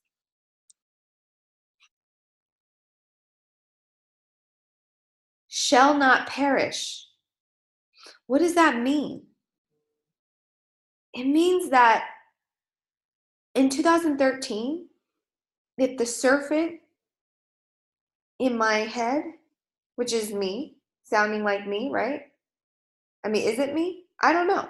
Let's just say it's the spirit of the devil, the spirit of Satan, okay? Now you're thinking, Minji, you're crazy. I am. I'm crazy. I already told you I went to the hospital 4 times. Just work with me here, okay? So what I'm saying is that the serpent in my head posed a question in 2013. God is love, true or false? Why that question? Why was that the last question I was given? And why was that the question that mattered the most? It wasn't like, do you want to live or die? Yes, I want to die. Boom, I'm dead. Boom. Because I think if the question was, do you want to die? And I said yes, then I killed myself. Then I think something would have happened to my benefit. But the question wasn't that. The question was, God is love, true or false? Why did the serpent ask me, God is love, as the true or false question? Because if I said yes, true, God is love, and then the police came rushing through that door and shot me in the head. Of course, that's not what happened. But hypothetically, if I said yes to that voice, true, God is love, I get shot in the head. I believe that my soul will go back home. I believe my soul will go back home. God loves in hope. God gave in faith. God gave in love.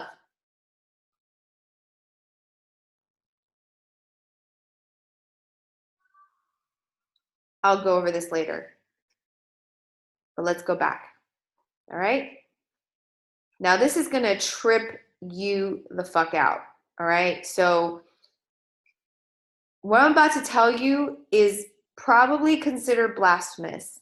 So, I'm just going to call it fiction based on a true story. But this right here is so important. This is how we curb evil. We all have evil within our hearts. This is the hero's journey right here. This is actually, no, the whole thing is the hero's journey. But this particularly is the elixir of every hero that integrates their own respective shadows. And once they integrate their own respective shadows, they will have their unique elixir to share to the world. Right here. Life integrating the shadow. Right here. All right, let's break it down. I'm going to share a story that's going to sound so insane. So please forgive me. If this is crazy, just call it fiction based on a true. Recently, I went to Ostrog Monastery, which is a monastery in Montenegro. It is high up in the mountains. And I noticed they had this cross. It's a very interesting shape of this cross. And when I was in Berlin, I saw the crucifixion of Christ, the right and left hand, right? And the reason why we call the right and left hand is because Jesus, when he died on that cross, there was 2 sinners to his right and to his left. The sinner to his right is a sinner who looked at Jesus and said, I believe that you literally in this 11th hour of my dying breath came to die for me. That's the right hand. That's the belief in God's goodness. That's the question the servant posed to me. God is love, true or false? And if I said true, boom, boom, bitches, boom, right up to heaven, right? So this is the shape of the cross. This is the Orthodox Christian cross. This points upwards.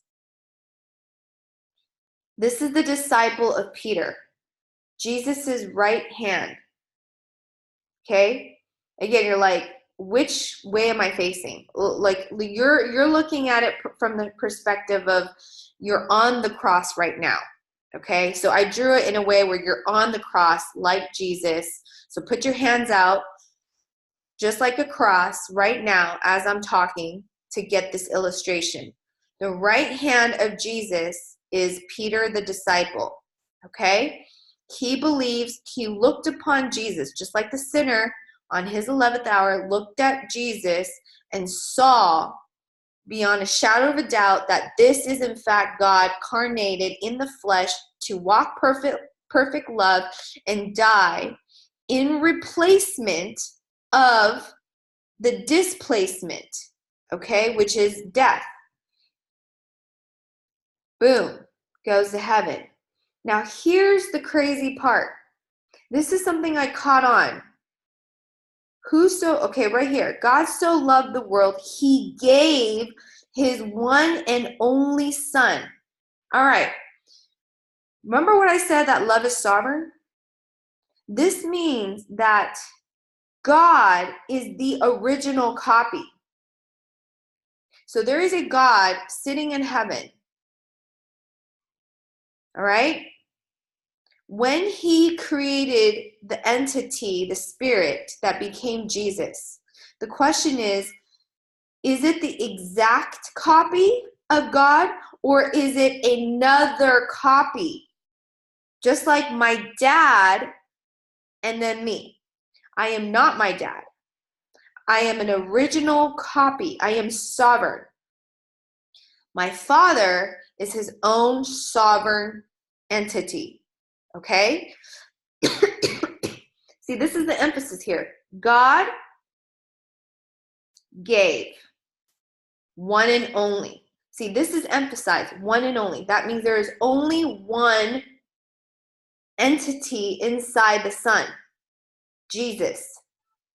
God, on the other hand, was already in heaven when Jesus, not the copy of God, but the original Son of God, okay? The Son of God, birthed by Adam, original Adam and Eve's offspring. Why is that relevant?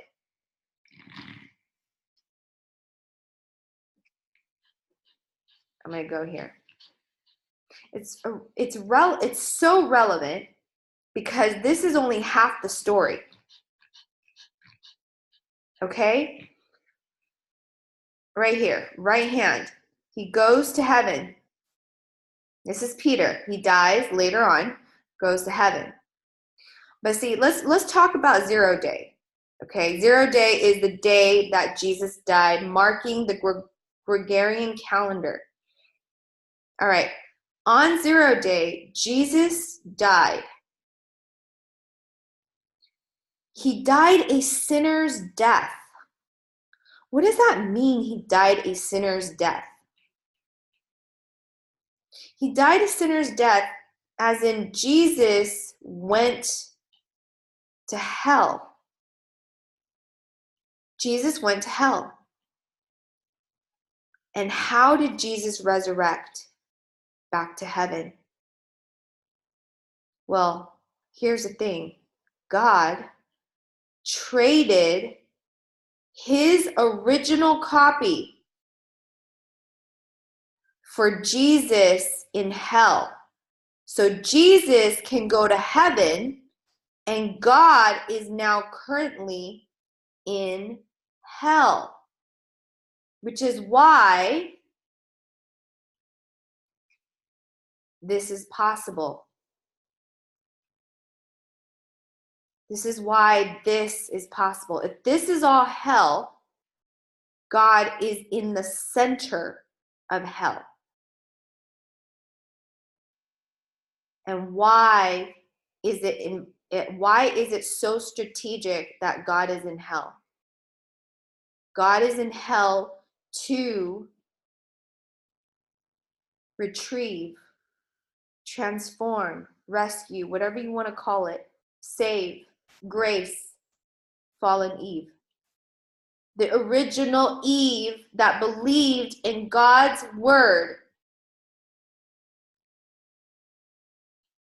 When the serpent tempted Eve, you will not surely die. Eve had so much crazy, fierce faith. She said true. She said true.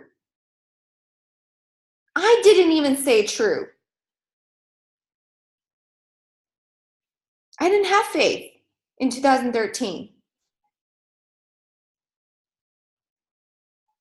Eve said true. Because you know what? She's telling the truth. The serpent wasn't lying when he said you will not surely die. He lied somewhere else. That will come from a different lecture, I think. You will not surely die is actually true. She affirmed true.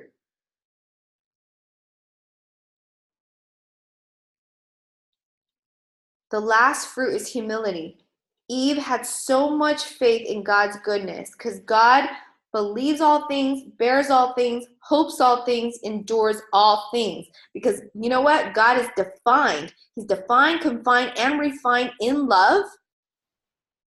In 1 Corinthians 13, that Eve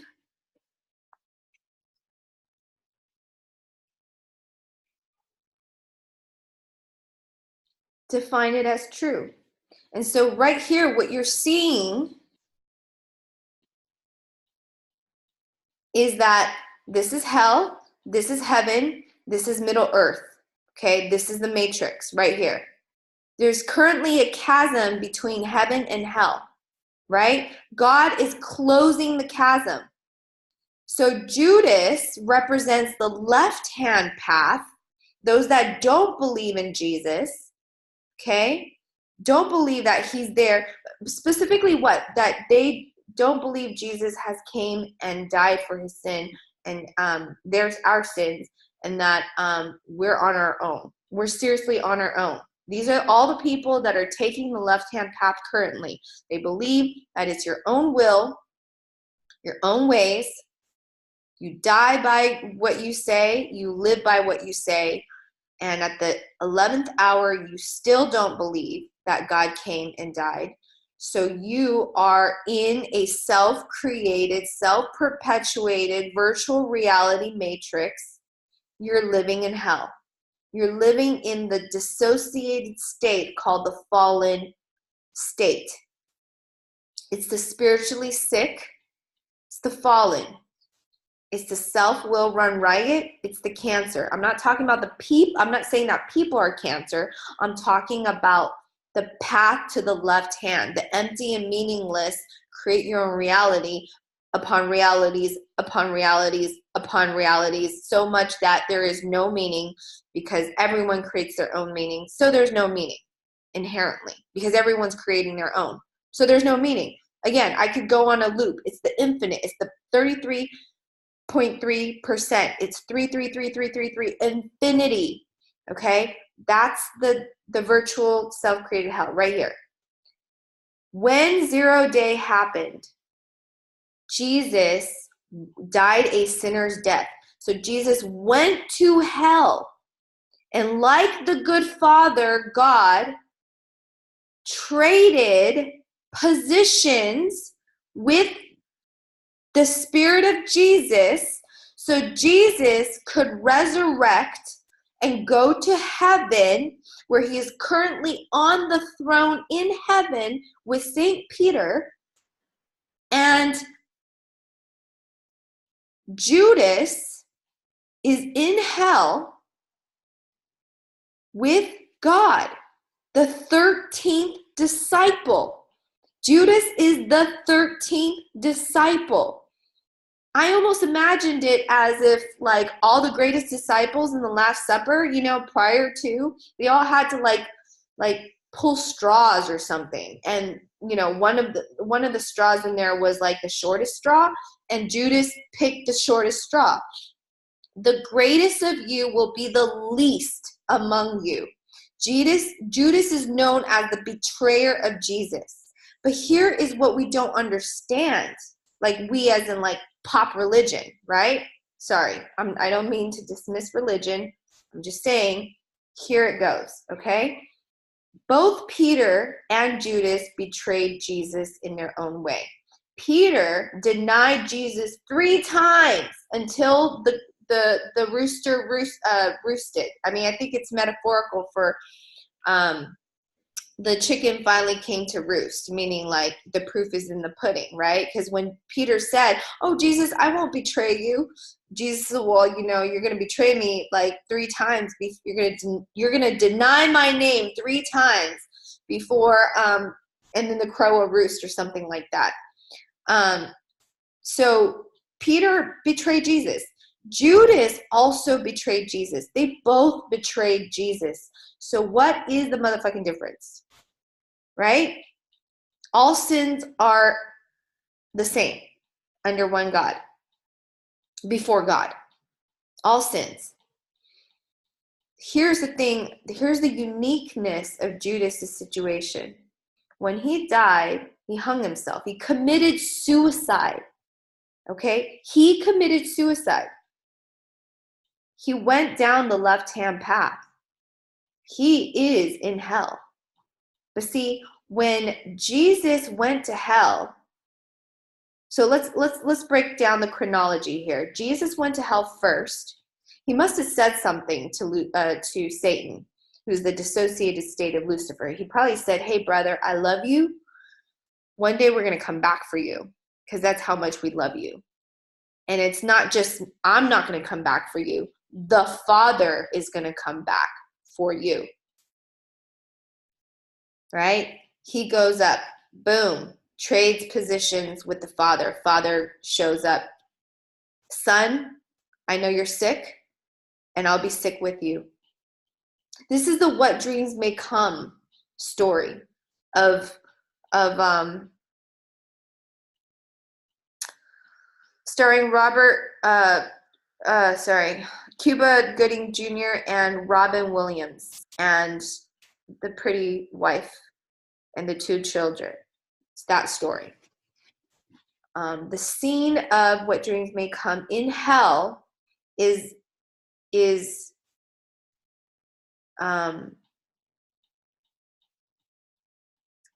Robin Williams with his wife. Like, okay, let me just give you the quick synopsis here.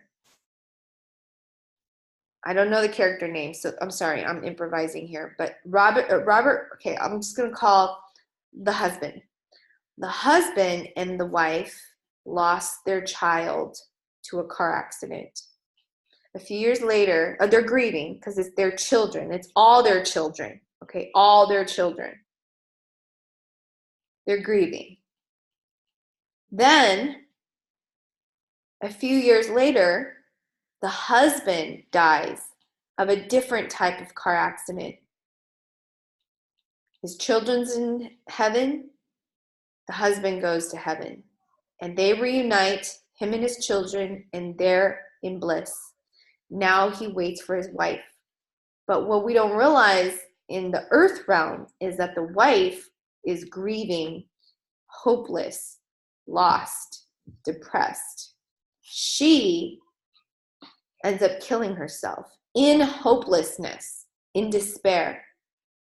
And she winds up in hell.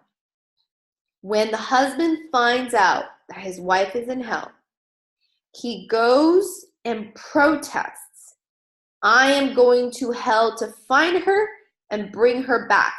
They say, no, it's impossible. You can't do it. If you do it, I mean, you're free to go, but once you're there,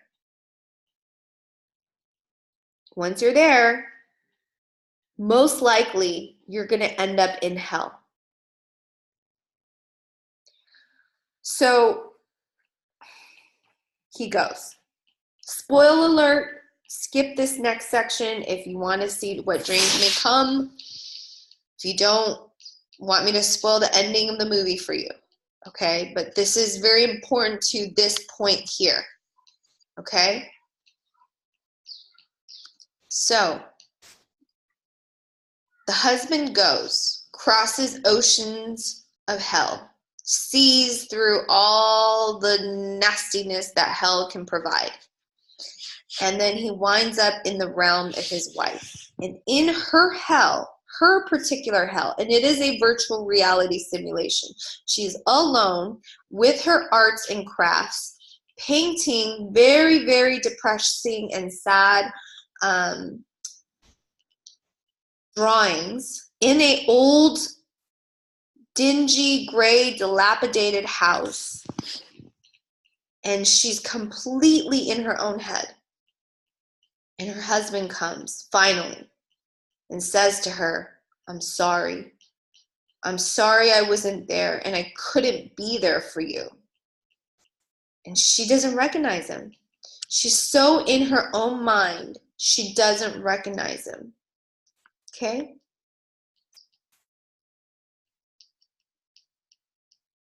Then he says to her, come with me to heaven. She can't even comprehend it. It's so beyond what she's thinking at the time, she can't even comprehend it. And then time was running out. Whatever protection the husband had from his heaven sources was running out. He had to go. So in that moment, he looks to her and says, I have to go. And he starts to go. And he stops short. And he realizes, I just don't want my wife to be alone.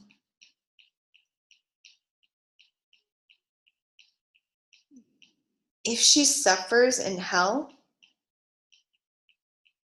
and I suffer with her,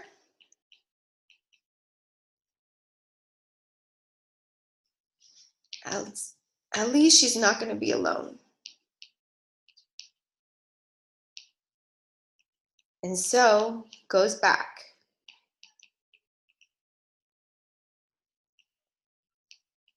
And he's face to face with her and he says to her,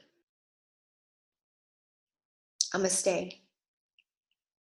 And soon as that hell itself starts swallowing his light whole, and he starts feeling cold and shameful and angry and scared and all of it. As soon as that happens,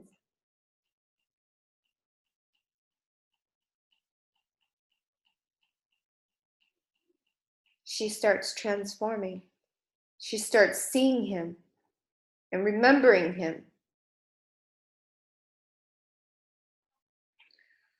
Why is this important? Because it has to do with Lucifer, the fallen Eve, Jezebel. If you look at how Jesus walked his life and moved, touched, and inspired all the women in different points that represented different phases of any woman's life, any Eve, daughter of Eve life, the person with the XX chromosome. Starts off with naive Mary. And when she had Jesus, she turned into the wise Mary over time. And then he met the whore Mary. I can identify with the whore Mary. I'll just be the first liberal woman from America to straight out say I could totally identify with the whore Mary archetype. And then after meeting Jesus, she learned how to walk with Jesus as his life partner. And not just any life partner, but a love life partner. Jesus, you have to understand, Jesus is God that had to live the full experience as a man. And what most religions don't want to talk about of the Judeo-Christian faith is that Jesus fell in love, like any man would fall in love like that with a whore. Right? And I'm not saying in a derogatory manner, because I am that whore which I am referring to. You could consider this the transition of the Jezebel from the whore to the sick blood. Because if a woman is at this phase in her life and she's becoming betrayed, used, abused, right? She's sleeping around, right? Because she doesn't know. She's pleasing everyone. She wants to please everyone but herself. Or maybe she wants to please herself all the time. Who knows? Whatever the situation is. Mary Magdalene is the one that Jesus considered his love partner. Because he is the one, like husband and wife, he is the one she is the one he first came to when he resurrected. Jesus is not, contrary to popular belief, a monk, okay? He is a full man with full needs, and the experience of falling in love with a woman is so unique that without it, it almost like doesn't make it authentic. No, it doesn't make it authentic. So I want everyone to understand that Mary Magdalene is Jesus's life partner, transformed, covered. He is the head that covers her. And she becomes a divine feminine. And then also, the sick-blooded woman, the woman that was sick for 7 years. This is honestly the trajectory of the prostitute archetype, okay?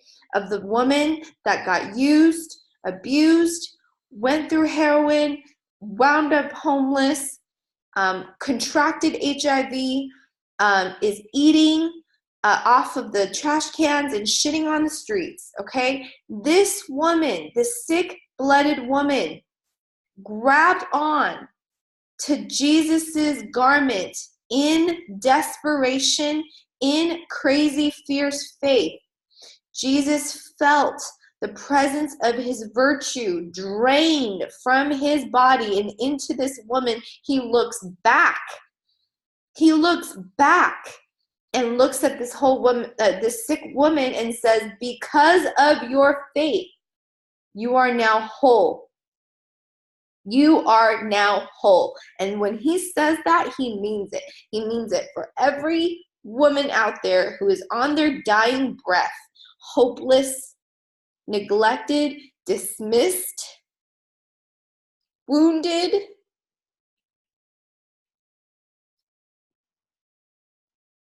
This is all the women out there who are sex trafficked and spit out like they were garbage. Jesus makes her whole. And why is that so important? Because this goes back to the same archetype of heaven and hell. Remember what I remember the three truths here, okay? Love is sovereign. Love is sovereign as in God creates unique and single spiritual beings.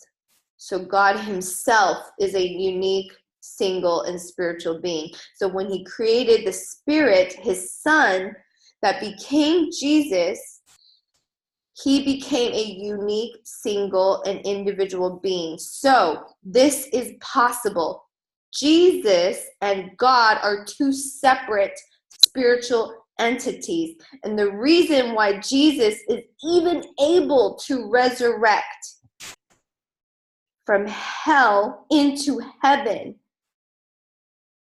is a natural, chemical, spiritual law of the universe, of displacement, of balancing the equation. If Jesus is in fact in hell, when in the Bible it says he died a sinner's death, for him to die a sinner's death, that has to mean that Jesus was in hell. And for Jesus to resurrect in 7 days, why 7? Because that's the work of God. In 7 days, God had prepared himself to trade positions. The original creator is currently in hell with Judas, with Satan, with fallen Eve, with fallen Adam.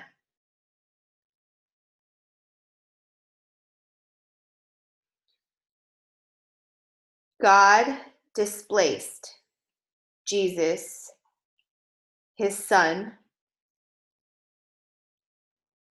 traded his soul for Jesus's soul. Just like Jesus traded his position for Peter, and all the Peters in current real time 2019, as of April 12, 2019, he has traded Peter. All are Peters. I'm a Peter. Crazy bipolar Peter. That's me. Right here. Right hand, heaven. Judas, hell with God. Allah, God, is in hell. And why is that? Again, maybe I'll wait for another lecture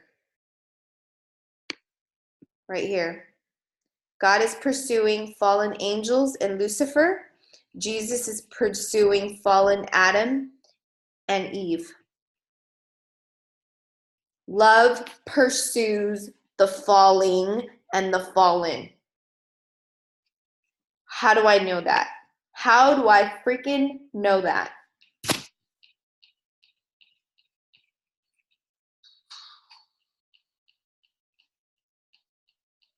God is love. Love believes all things, bears all things, hopes all things, endures all things. How is the yin yang possible? How is shadow integration even possible? It's a matter of displacement. When we're in love, it creates life. When we're in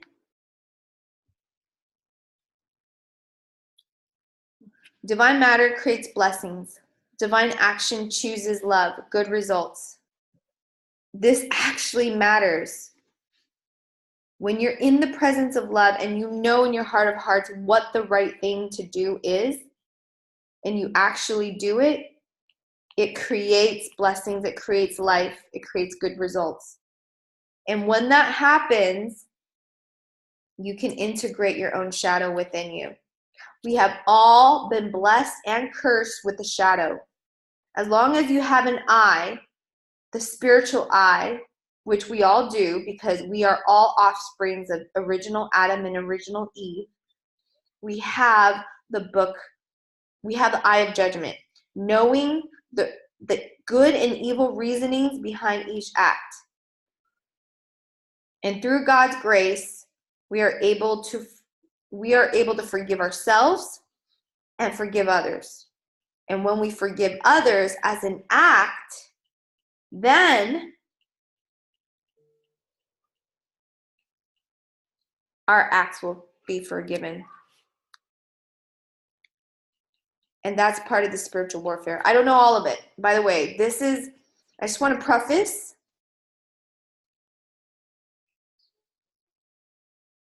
Hold on. Reversing the curse through God's mirrors. The false positive, you will not surely die. Affirmative, the false negative, you will not surely die. Jesus, negative, he actually died. He actually died and went to hell. And God traded Jesus's position in hell. So, okay, let me break it down. Jesus traded his position in heaven for our position in hell. Then God traded his position in heaven for Jesus's position in hell, so Jesus could resurrect back to heaven. Okay? Now, we're at a point in real time where we rescue the Father.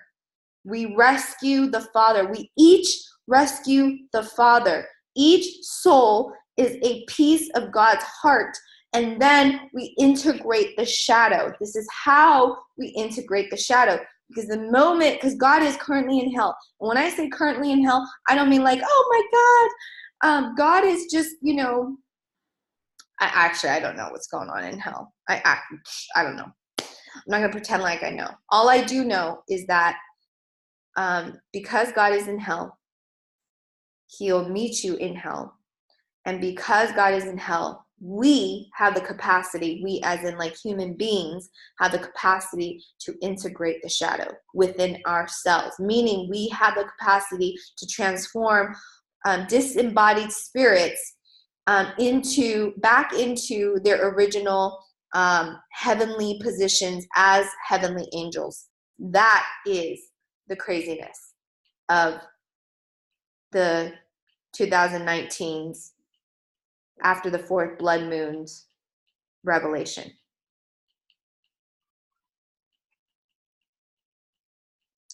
Jesus became sin so that all those who believe his goodness will have everlasting life.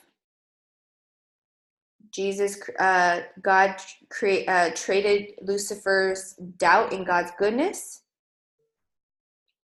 to affirm. That's another down a rabbit hole thing. I'll wait for that later.